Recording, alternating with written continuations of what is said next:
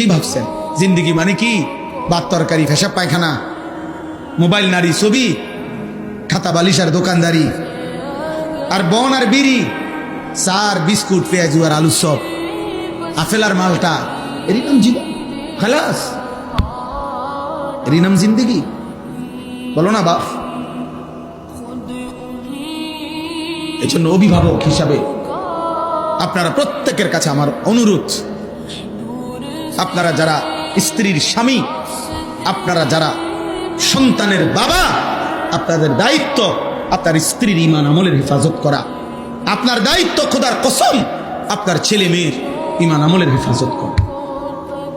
নবীজি সাল্লাল্লাহু আলাইহি ওয়াসাল্লাম বলেছেন, হাদিস, ইজা আইকাযার রাজুলু আহলাহু ওয়া সাল্লা বিহিম জামিআন কুতিবা ফিদ যাকিরিন আল্লাহ কাসীরান ওয়াদ যাকিরাত। সুবহানাল্লাহ। নবীজি বলেন, কোন পুরুষ যদি তার পরিবারের সকল সদস্যকে ফজরের নামাজের জন্য জাগিয়ে দেয়, অতঃপর ফজরের নামাজ সবাই আদায় করে, যারা ঘরে পড়ার ঘরে পড়লো মহিলা, যারা মসজিদের জামাতে পড়ার জামাতে পড়লো, খোদার কসম নবী বলছে আল্লাহ গোটা ফ্যামিলিকে আল্লাহ তাআলা তার বেশি বেশি জিকিরকারী বান্দা এবং বান্দির তালিকায় এই ফ্যামিলির সকলের নাম উঠায় দিয়েছে।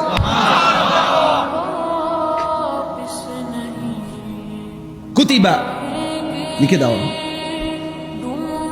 নবীজি বলছেন সাল্লাল্লাহু আলাইহি ওয়াসাল্লাম, রাহিমাল্লাহু রাজুলান আইকাযা ইমরাআতাহু ফাইন আবাত নাদাহা ফি ওয়াজহিহাল মা।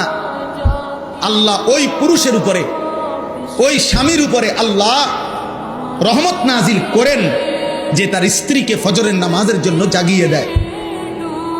যদি সে উঠতে না চায়, ফাইন আবাত, উঠতে না চায়, তাহলে স্বামী আদর করে তার চোখে মুখে পানির ছিটা দিয়ে দেয়। ওঠো, উঠতে হবে, পানির ছিটা দিয়ে দেয় যেন সে উঠে। আল্লাহ নবী বলেন আল্লাহ ওই স্বামীর উপরে তৎক্ষণাৎ